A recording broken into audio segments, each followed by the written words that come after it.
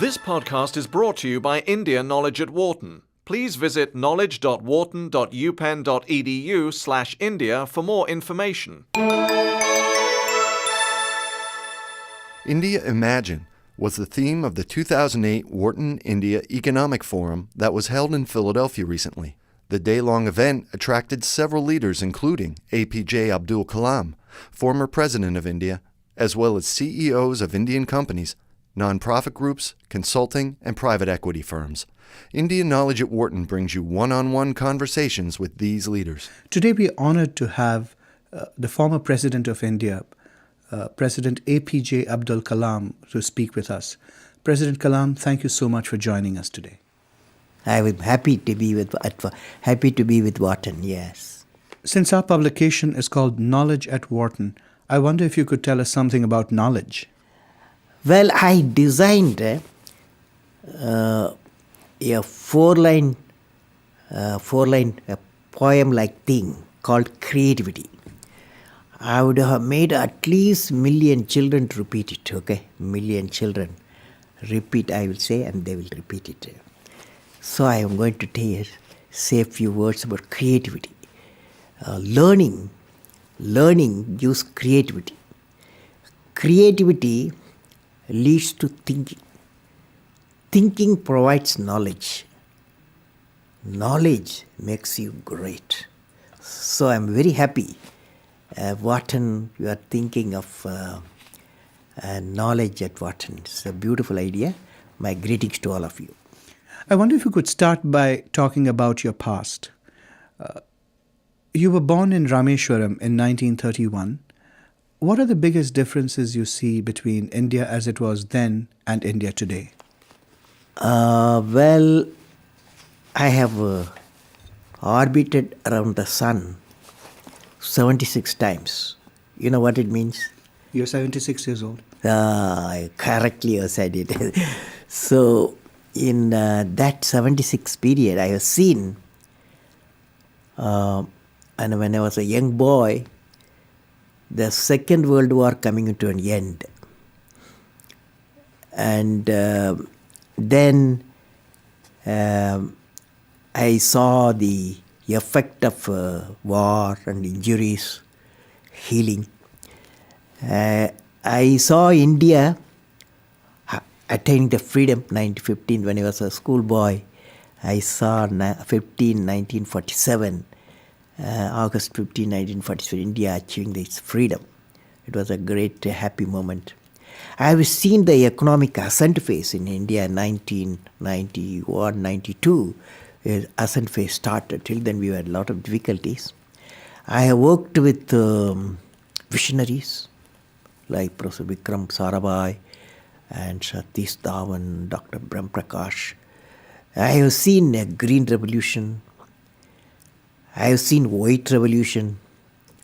I have seen telecom revolution and growth of ICT, that is information communication technology. And I was involved in India's space program. It is one of our most successful program in the country. And self-sufficiency in the strategic weaponry.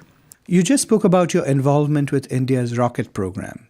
In fact, I know that you were also very involved with India's missile program and that you earned the nickname the Missile Man of India. Could you please tell us about that experience and what were the main lessons you learned? Well, it is like this.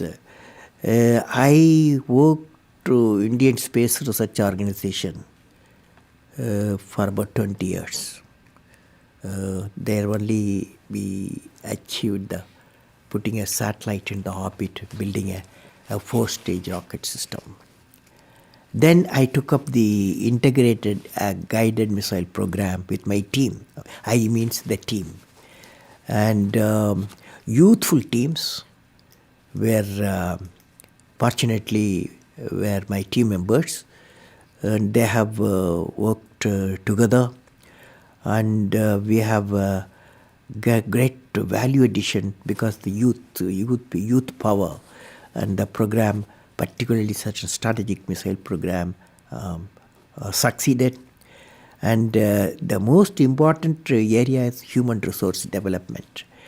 So the program are in safe hands now. I learned the one of the important thing in these programs, both space program, missile program, we should know how to handle the not only how to handle the success, how to handle the failures. Particularly you are in the management environment, Wharton. I want the young people to understand how to manage the failure. Because any task you do, you have to come across problem. Problem should not become the captain of the individual or the project chief. And the project chief should become the captain of the problems and defeat the problem and succeed. So this is what I have learned. You played a key role in India's nuclear program in 1998. Could you tell us a little bit about that?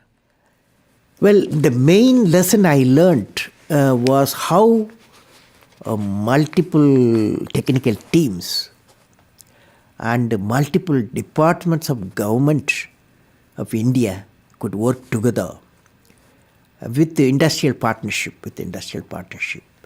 That is a unique thing.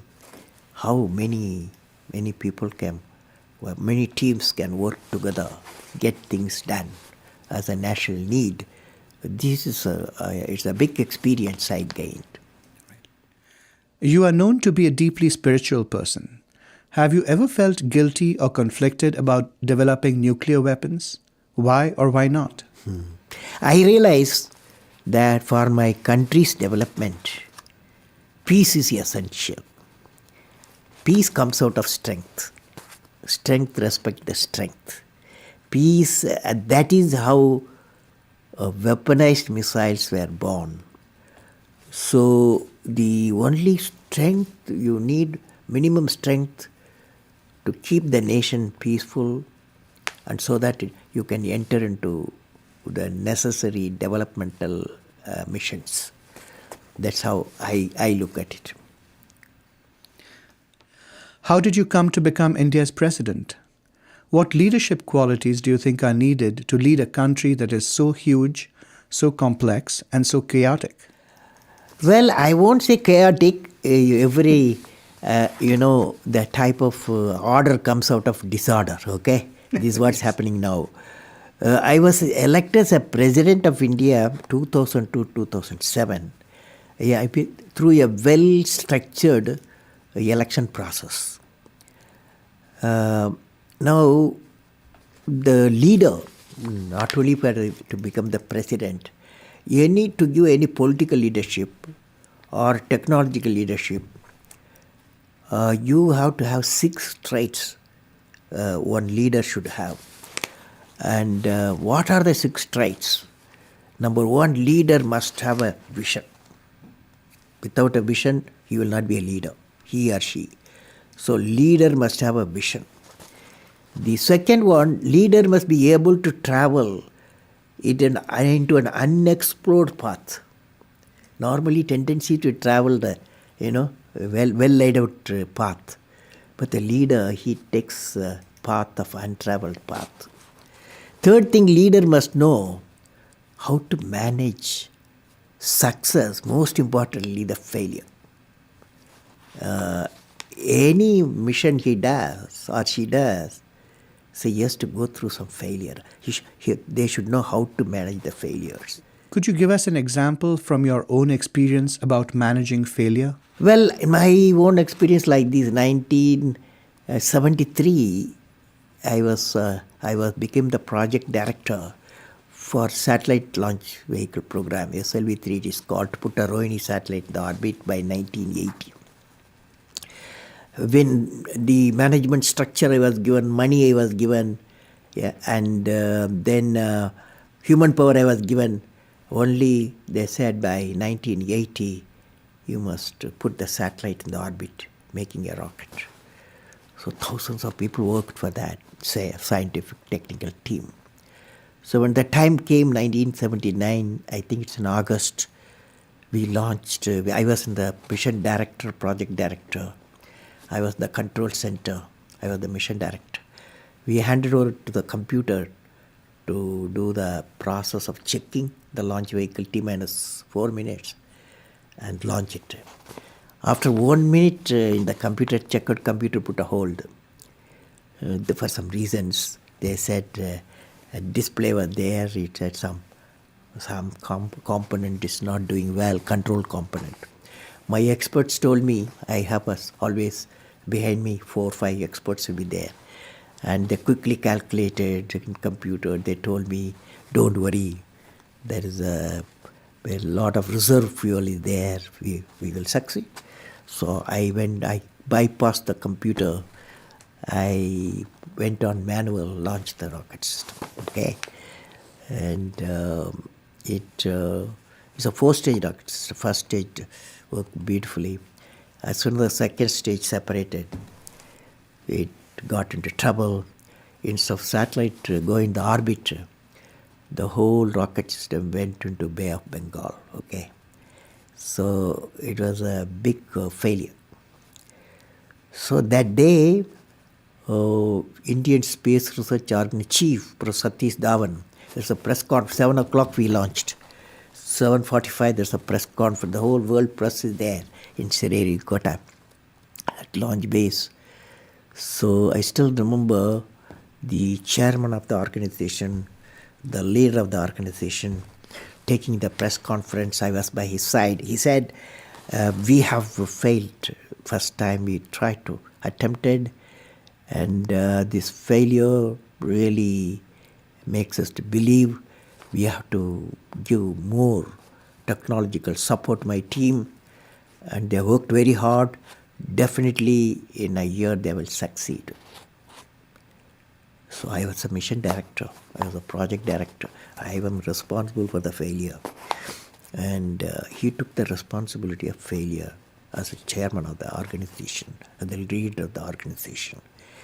Next year, 1980, July, we succeeded. The whole nation was jubilant. There was a press conference. Professor Satish Dhawan told me, you go and take the press conference. Okay? The message is, when the failure occurred, the leader of the organization owned the failure. When the success came, he gave to his team. That the best management principle I have not learned previously. Any books have not taught me. I learned from that experience. Okay? That's a beautiful story. Thank you very much for sharing that. Next one, fourth point, leader must have courage to take decision. That's our problem today throughout the world. Leader must have a courage to take decision. Fifth one, leader should have a nobility in management. I mean, nobility in management, a big question mark. So I believe leader should have a nobility in management. Every action of the leader should be transparent. You know what I mean?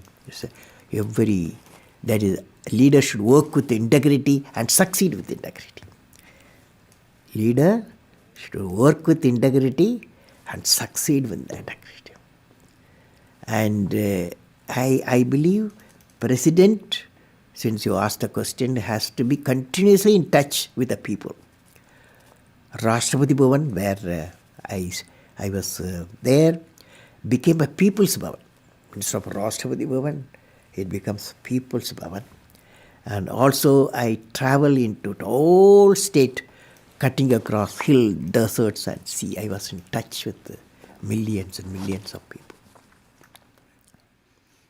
You had a vision for India in 2020. It was that gradually the differences between the countryside and the cities would disappear. Could you please explain your concept of the Pura and how that leads to this transformation? I am glad you have studied my website, and I have explained the Pura concept in the keynote address. I am going to do it today. Briefly, Pura is about giving a cluster of villages physical, electronic and knowledge connectivity so that the economic connectivity can emerge. We planned about 7,000 Puras for the whole nations, and it called Hill Pura, Coastal Pura, and Plainpura. And this, we believe this system, the Pura system, will bring the economic connectivity. That means employment generation potential increases. And I believe through Pura we are saying, and employment generation capacity, empowering the people for employment is indeed very vital in the rural environment so that prosperity will emerge. You have spoken about the need for India to become energy independent by the year 2030. How would that happen? Today all our fossil fuel dominating the energy sector throughout the world. The World Energy Forum predicts another 5 to 8 decades the fossil fuel will vanish because it is not renewable. So I have given to my country what is called energy independence. It's a three-dimensional approach. Number one, you go for solar power. Now solar power with solar cell efficiency today, 15-20%, is not economical. So I have suggested we should go for a CNT, carbon nanotube composite combination. That efficiency will go up, the solar cell efficiency will go up in the CNT background to 45 to 55%. Many of the research institutions are busy. In 3 to 5 years' time is going to come. So first is solar power source. Second is in nuclear power. Since we have got a abundant thorium-based nuclear reactors, definitely is one of the clean solution for the second area. Third area is the biofuel. Biofuel, one is ethanol route, another is biodiesel, Jetafa route. This combination, all the three, definitely will give a freedom from the fossil fuel, and also it going to have an environment, clean environment, because by fossil fuel the cars what you drive here in Wharton, what you drive in Philadelphia, what we drive in India, what we drive in New York, what we drive in London, all 30 billion tons of carbon dioxide we are pumping. So to come out of that, energy independence. Technology plays an important role in your vision for India's future. How do social grids help make India a developed country? So what I believe is called societal grid. Societal grid has got three grids.